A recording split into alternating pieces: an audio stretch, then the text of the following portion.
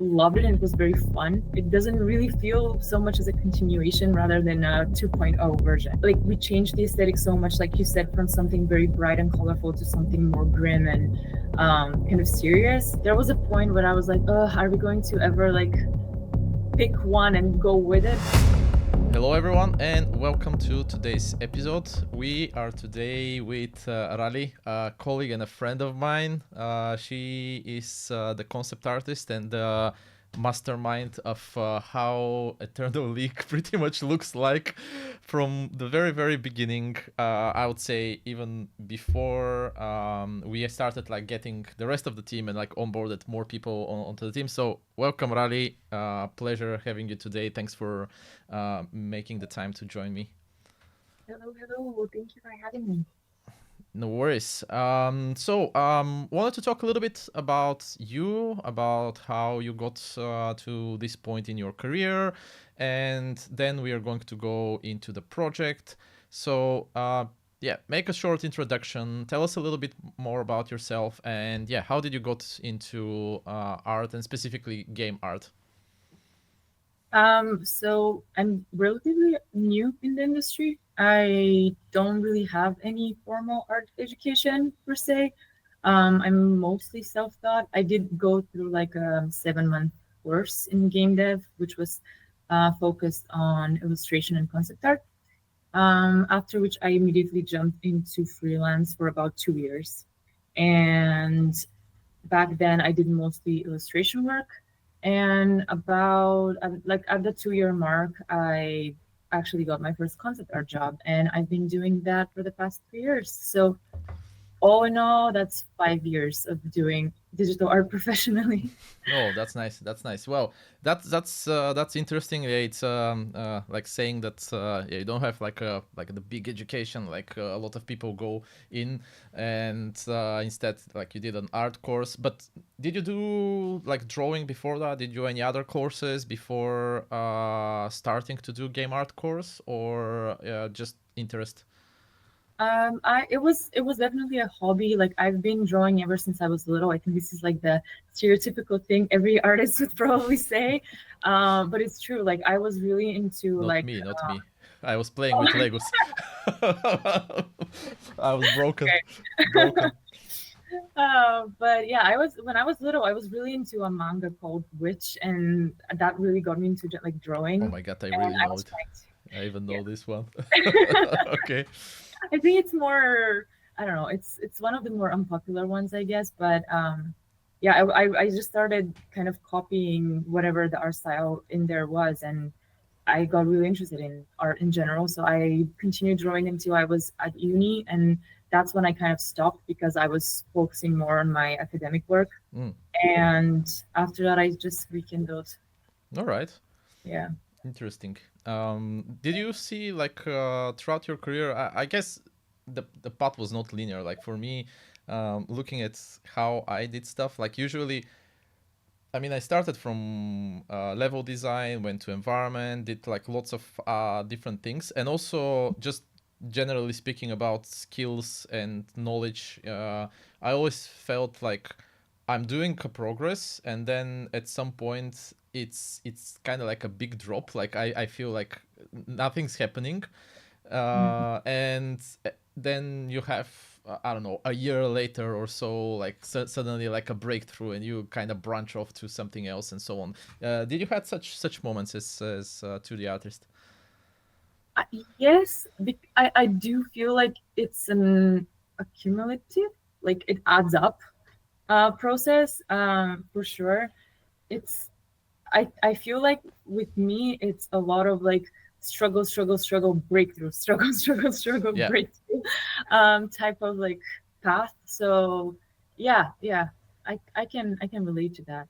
It I don't think anyone's path in like art in the most kind of in the widest sense of the word is linear in any way. Yeah, well, I mean, there are some artists. It's very interesting. There are some artists like when they start their career, even though they are not like still professional artists or just in the beginning of the career, they just have this kind of like a style of theirs, and then they stick to it.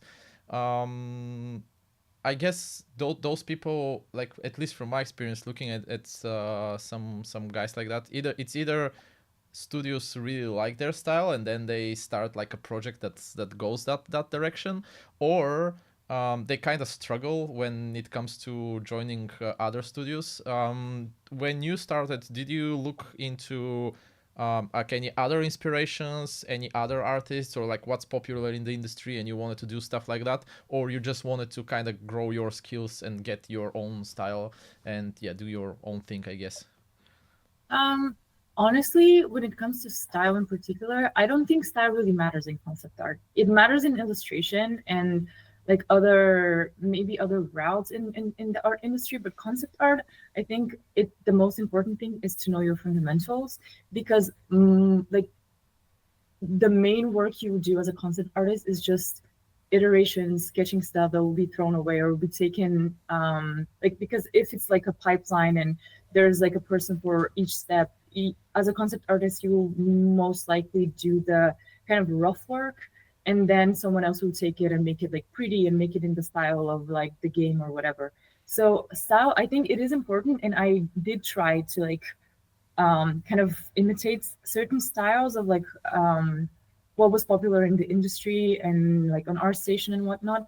But if you actually look at ArtStation, things nowadays are very similar. Like there's nothing that really stands out. Everything is kind of become very uniform because Yeah, I think very there's safe. I think that people are yeah. playing it, especially a lot of the art. Like I think ArtStation used to be very indie and like single, like Mhm. more, I would say, people oriented thing Yeah. and like artist oriented thing. And it's slowly like companies saw that this is like one other place where they can promote their stuff, and slowly it became this, like especially if you open the first page and you just see huge posts from whoever with the logos and everything else, and like all these posts, like for I think that for new artists this is going to look like maybe a little bit depressing in some cases, because you see this, I did like 50 concept work and whatever else and like huge stuff, but a lot of this work was not a single person, or even if it was a single person, it's been like throughout so many iterations and years, if not months of development. And yeah, it's Yeah, it can the be triple very A, the motivating. triple A stuff. Yeah, it's definitely like it can both motivate you because you're like, oh, I want to be one of like I want to do that Yeah, one day. I want to be one of these guys. But then again, it's like that's a team effort. You have to understand that you can like be a part of like the whole cycle, but doing that alone, probably you can do it, but it will take a lot of years and experience and feedback from others. So again, it's kind of a team effort, however you look at it. So yeah, yeah. definitely. um do you follow some people on ArtStation? Like, do you have do you go there often? I used to go very often. These days not so much, unfortunately. Yeah, I used to basically live on our station at one point. I used to check it every morning because I was Yeah, really obsessed. But right now I am not I don't really go on it too often except to like update my portfolio or if I'm looking for very specific stuff and or I just want to get inspired sometimes and um there are a lot of like splash artists there that I are amazing and yeah, I sometimes browse, but I try not to go too often, precisely because of what we said earlier. yeah. Well, let's talk a little bit about Eternal League. You are on the project from the very beginning, before it was even a project. I mean, you've seen a lot of changes, a lot of things. It went from very stylized. Yeah. I'll try to put some images on the screen so that people as well can see where it started. It started many years ago. I don't know how many years ago, but it started like a long time ago. Then we put it on pause, and about a year, a little over a year, we finally brought it back and started like have a proper team and developed what we currently have. It's going in the next couple of days. It's going on Steam Early Access. I'm going to put a link somewhere in the description, pop up somewhere. So whoever wants to go and check it, add it to your wish list, or very soon you're actually going to be able to get it in early access and try out the game. We will love feedback.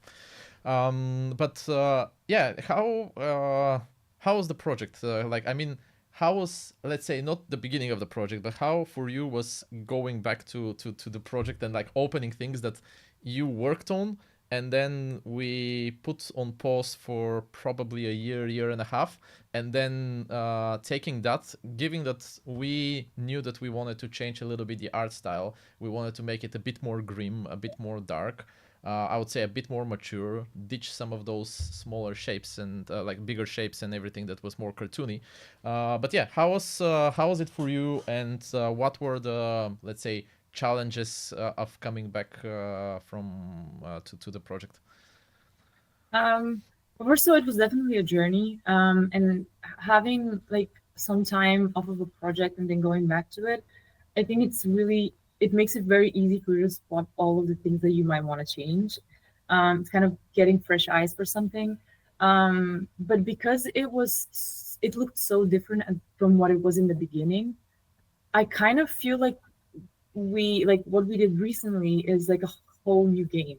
It doesn't really feel so much as a continuation rather than a 2.0 version. Yeah, yeah. Even the gameplay, like we started as a turn-based, and then it moved into 1v1 arena, and yeah, currently a roguelike RPG. So yeah, we moved a lot, but yeah, I think this is yeah, part of the process of finding what really sticked with the team and what was fun to play.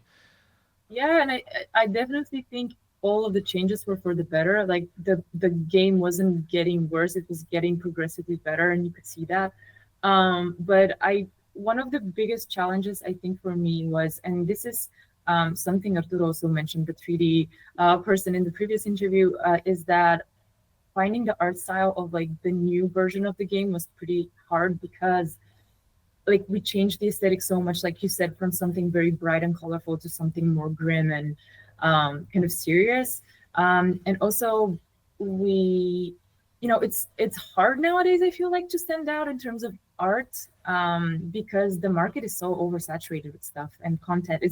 It's really hard to make something that's unique and it's new and that will catch people's eye. And that was definitely a struggle to figure out how to fit within the lore of the game and like what the genre we wanted to make, but also make it eye catching and like interesting to look at among Yeah. everything else that Yeah, and exists. what you said as well on the art style, like it's what we mentioned earlier actually on ArtStation, that at some point as well, if you like, we can, it will start looking exactly the same as a lot of the other titles that are coming out.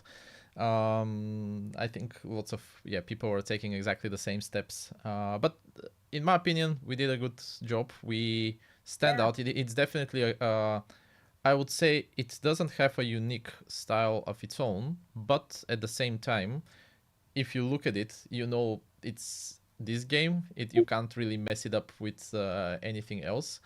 yeah, And also giving the team size, like we are just 8 people into the whole development, and this is 8 people with like developers, like we did. This is gameplay programmers, backend, then design and art. I mean, you already see how small is the art portion, and yeah, and also given the time that we had, I, by the way, was doing some Excel sheets and looking at all the content and everything that goes into the game.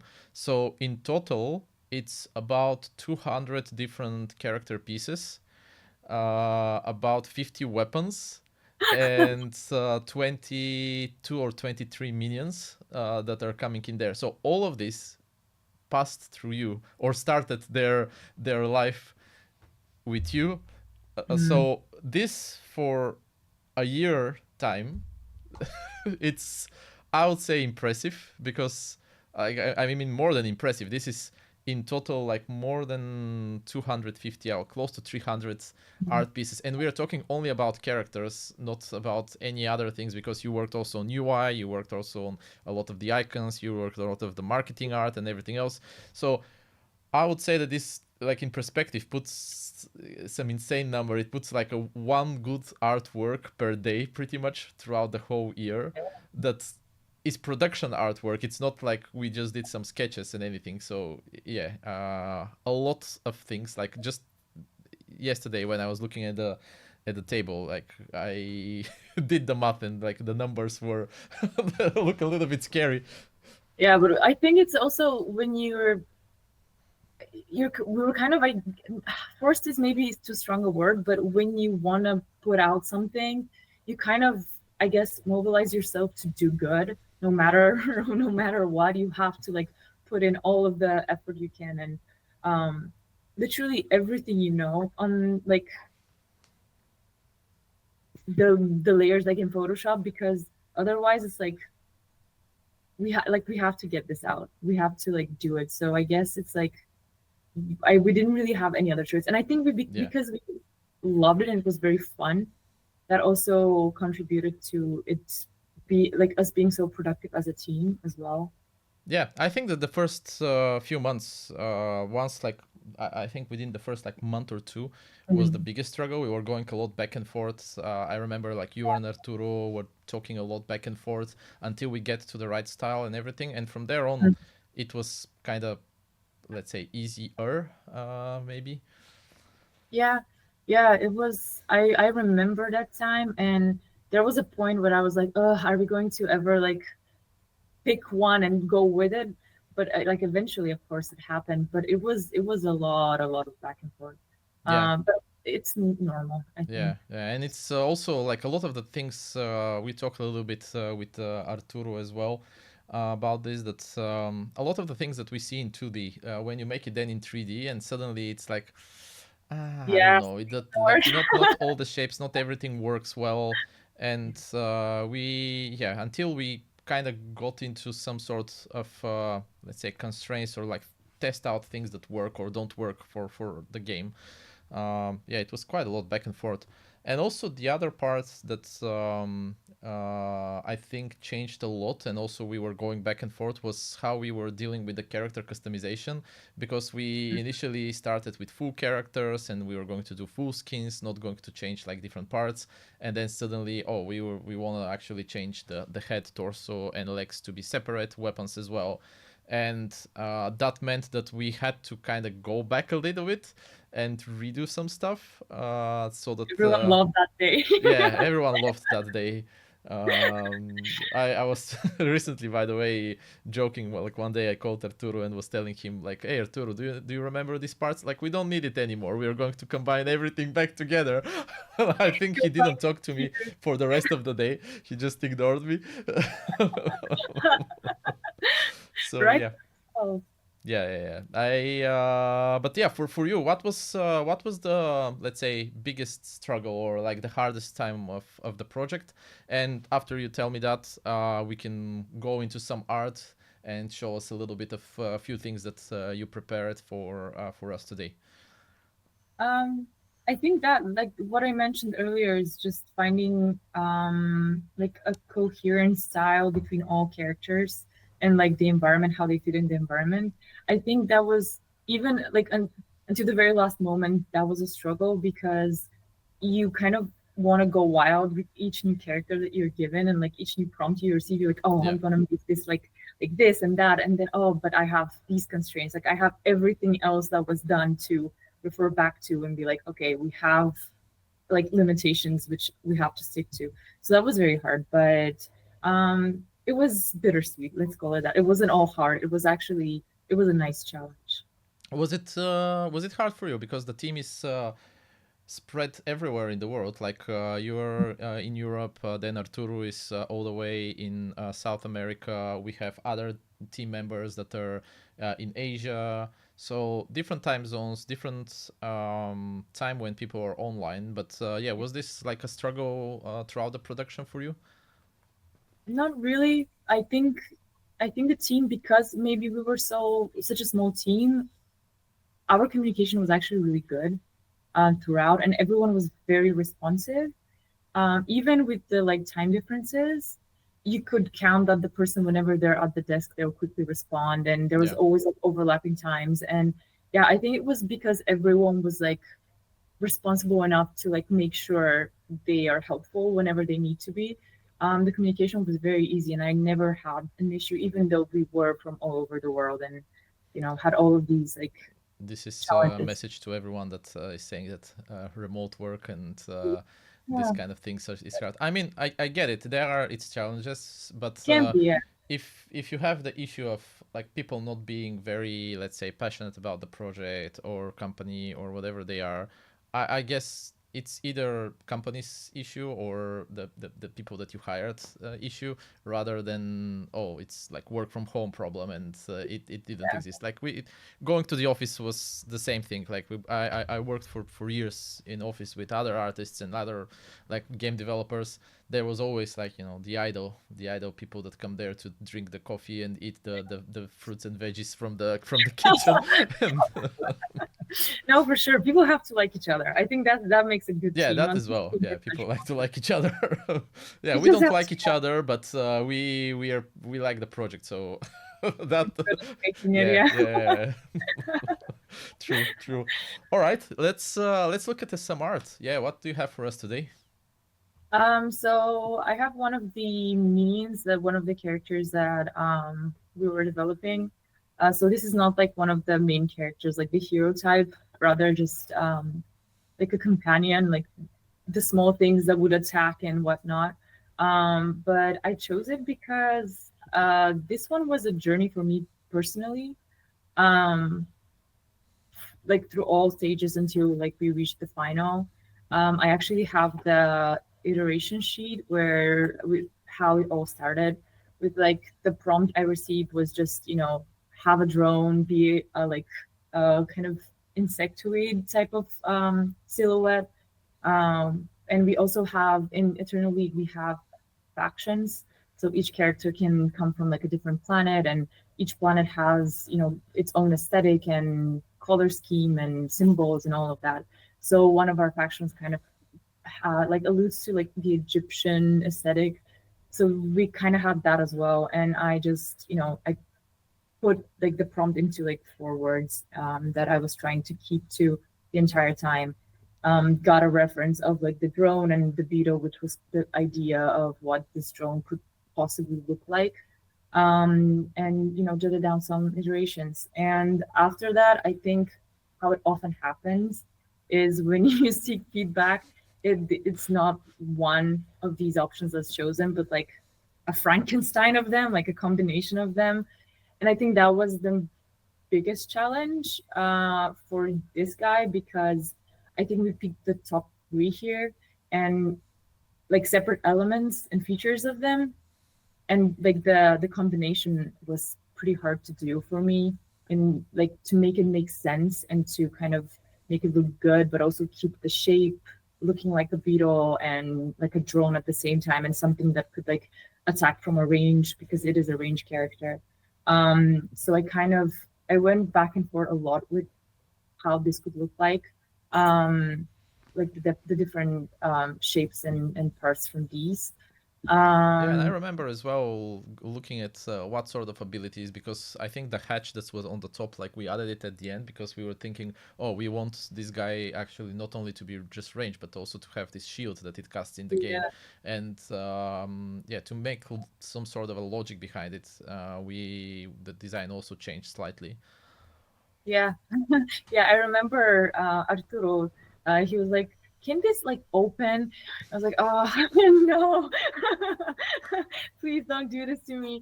But we ended up changing it quite a lot. I actually have some screenshots of like this is like the 3D version in progress Yeah, and then final, which does have some noticeable differences, like the like propellers, for example, because what I had in the like final concept, Arturo sat down with me and was like, okay, but this guy he has to like move forward, so we can't have the engines like facing the sides. We have to have them facing the back.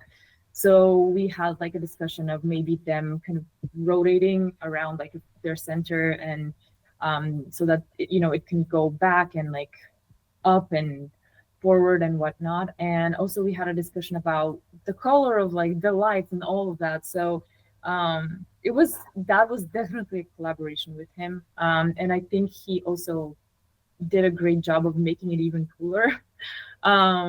So yeah, this is what it looks like in game right now, I think. Yeah, Like, great. Yeah, I actually this one, like everyone had like very positive comments to who I showed it. Like they really like the design. It's interesting. It's a little bit different than anything else, and yeah, I think that you guys as well, like sitting down with Arturo and doing it, as I said, like not everything in 2D is going to work in 3D after, and especially when it comes to mechanical like robots and everything else. It was a back and forth of making sure that like all the joints are in the correct places, that this thing actually can function and work, and everything else. And then like you layer, I mean, we all layer the 3D the animation and the scaling of it, and how that needs to move. And yeah, it really becomes like a lot of like one obstacle after another, and a lot of these things, unfortunately for you, go always back to the drawing board and doing iterations and yeah, fixing quick sketches and fixing things in there.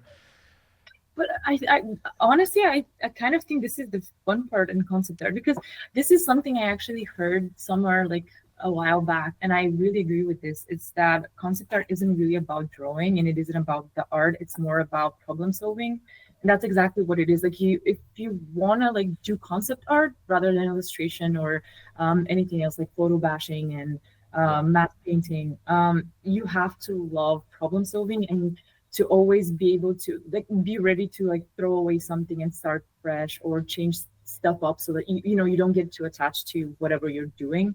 And at the beginning it's kind of painful when people are like, we can't have that go back. But after a while, when you see how the design gets better and better, you're actually like, oh, I really want the feedback so that this can yeah, be better. So it is fun, sort yeah. of. I It's think I think it's also like a very nice point that you're bringing, because it's like this whole iteration and like working with the other departments and like making sure that what you do functionally at the end is it's believable. I guess that's the best way to put it, because if the design of in our case like a robot, let's say, or a design of a character, and how they need to move in the space, what sort of abilities Mhm. they need to do, then the concept art and the 3D and what else, it doesn't align, it doesn't function, it breaks that immersion and like it becomes unbelievable. So I think it's very important part that yeah, you, what the concept guys are doing and what concept is designing um to contribute to the final design, and like how that creature needs to mechanically move, work, what sort of abilities, and yeah, as you said, problem solving. Like there are many things. We did a lot of I mean, you did a lot of sketches for other additional things that were coming with some of the minions as well, like either attacks that they need to do, or stuff that they need to summon, or other gear around them. Like we had this other one that had like a weapon that's carrying, and so on and so on. So yeah, all of this has been, yeah, lots of lots of iterations, lots of changes. Yeah, and like you said, like I think it you have to have a little bit of an engineering mind to it, because like you said, it's very important for the concept artist to kind of contribute to how stuff would work at the end. And a lot of the times, even if you don't know how the stuff works, you have to like fake how stuff works. Like it Yeah, has yeah. it Figure out could work, but figure out technology that doesn't exist. yeah, exactly. Actually, Arthur and I were laughing about this because one time there was a weapon. I think I can show like the sketch of it about this medic Mm-hmm. minion. And you know, she has the wait, where is it? Oh, I think I put it here. She has like this huge weapon, this one. Yeah. And yeah, he was asking me, how does this work? And the first thought that I had was like, I had literally zero clue. It just looks cool. And but he was like, okay, we have to like have an idea of how this works. Like, I need the Yeah. design, yeah, for it, like to function in some way. And we had this whole like discussion of how it could look like, what we can have like, because it's like it's on both sides, so she can like turn it around and shoot from the other end as well and whatnot. And Yeah. actually, I because he has this kind of more of a spatial awareness, because he's, he does 3D. He everything for him is Yeah. in three-dimensional space. He kind of helped me make this more believable, because in 2D you're oftentimes, especially like illustration, which is like where I came from at the beginning, you can hide stuff very easily behind, like, you can put something over it and no one will turn it around to like see any mistakes. Whereas here, whenever the person after you has to design it, it will rotate, like everything will pop out as a mistake. So this was definitely one of those cases where it was again teamwork with Arturo, and also we had to like figure out how to make this believable even if it doesn't work at Yeah. all. And it's a complicated weapon as well. We have on one side we have the beam that where she's like holding it, and then on the other side it's like actually shooting it. So yeah, lots of action happening with this weapon.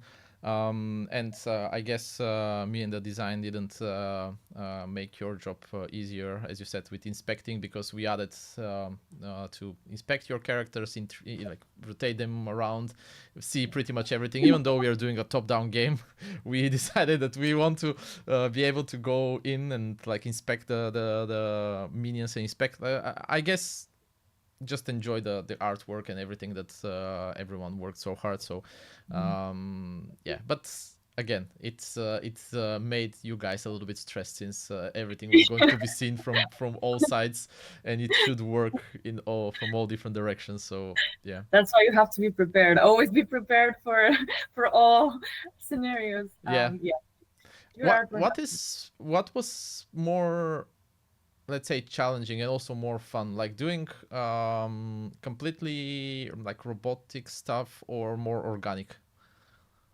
Oh, I think that's easy. Organic is always harder. I think nature is probably the hardest thing to replicate ever. Like hard stuff, they follow human logic to an extent, whereas organic stuff has its own almost like character. Like you can't really, you have to be very abstract with it sometimes, and the like flow, I think, is harder to visualize than structure. Mm, So in organic shapes, you have a lot of flow and a lot of curves, which is always harder. First of all, you need like a very steady hand, and you need to have good lines. Like your line language has to be very strong. Whereas, with hard surface stuff, it's geometry. Like most of the time, it's geometry. It's like it's a lot easier to do with like all of the features that you have even in your software. It's made easy with all of the tools that you have in Photoshop and other softwares. So definitely, yeah, organic is a lot harder. Although sometimes can be visually more interesting. But I think in Eternally we managed to kind of do both, even though it's very sci-fi, mm, which kind of alludes to more hard surface stuff. We managed to include some minions, and like some of the factions have like these creatures that are very organic, and they have certain elements that are hard surface, but most of it's like organic. So that was a nice kind of, it was a nice change. yeah, and Um, we did the same with the environment as well. We yeah, also, like, a lot of the environment is hard surface, but also there's lots of these like organic elements integrated into it. And talking about environment, for you, like, I think you are more of a character person, but yeah, how do you feel personally? honestly, at the beginning, I was all about environments. I was like very, I want to do environments. But environments are really hard, and I now understand why half the industry wants, like half the concept artists in the industry want to do character. It's a lot easier and it's a lot more fun sometimes. Um, Precisely because you have like like a more structured design. You're doing a creature or a character of some sort. Whereas with the environment, there are so many elements and stuff going on, and you have to make sure it's like cohesive and it looks good, and it's like your fundamentals are in place. All of it is kind of, it's just very layered Yeah, and and harder to gameplay, do. so many things that we changed and did for gameplay, so that oh, this is not readable, then we add new effects, Oh we yeah, change stuff, oh, but now this is not readable, or this is not clear enough. And yeah, constantly going back and forth. And also as the development progressed as well, we decided to go a little bit more fast paced. And then from the smaller sized arenas, we suddenly needed like these larger environments. And yeah, we were thinking of like, what are we going to fill it in with, and so on and so on. So yeah, environments, I think it's like constantly growing and like iterating. And you should be more, at least on Eternally, how we did that stuff, and in other projects as well, but you should be more ready to change it, yeah, because there the level design of it, the layout, how the game plays, um, influences a lot more the environment, and how it looks, while for characters, um, still like their abilities and everything else is important. But pretty much once you design a character and it plays well, you kind of already know mechanically how he will move and what sort of things they Mhm. will do. And Yeah, unless the idea of the game changed fundamentally, like it won't really change as much. While on the environment side, suddenly we decide, oh, the characters are going to move 25% faster, and we need the arena to be 50% bigger. And with what? yeah, and also you have to make sure the characters stand out on that arena, so it has to Yeah. like there's a lot more to think about when it comes to environments for sure. Um, but yeah. Anything else that you wanted to share about Eternal League and how the development went for you, like working with the colleagues, working with the other departments, struggles, good times, bad times? Honestly, almost no bad times. Almost uh, no bad times. almost. No, there were of course like struggles as any other, like not within the team obviously, but just in the development process. But I think uh, because we were kind of um our communication flowed so easily, it like even the toughest times weren't as tough. I think what's the thing that I love most is that we weren't afraid to like have silly conversations, because those, I think that's where really cool stuff sometimes come out of them. You know, it's like um no one, sometimes in like a big team you're afraid to like pitch ideas because you're oh, that might be silly, I won't say it. But when you have a team like ours and you know that people are kind of on the same wavelength as you, wouldn't judge you if you said something Oh, we will completely judge you for sure. But I mean, it's okay, this is one of the struggles. one of the struggles. uh no, but yeah, it's just I think we were having a lot of these like very informal conversations in which a lot of problems got solved, just I guess more naturally. So that was like that was definitely something that I like. This is the literally the best team I've worked with so far because of that reason. That I wasn't afraid to like voice my opinions, even if it wasn't on concept art. Like I think everyone was kind of everyone was welcoming feedback on their work from everyone else, not just the people who were working in their like little niche. Like the 3D guys were often like, "Oh, sending me files. Look at this. Do you think this is okay? What do we need to change?" You always, you know, when we had to make major decisions, you would always put it for a vote, so that everyone can say what they think. It wasn't we're doing this. I don't care about what anyone thinks. So it was, yeah, it was like everyone was free to contribute, which is rare, I think, at least to this extent. And I think because we had so many different opinions, everyone has a different background and different, I guess, vision of how things should be.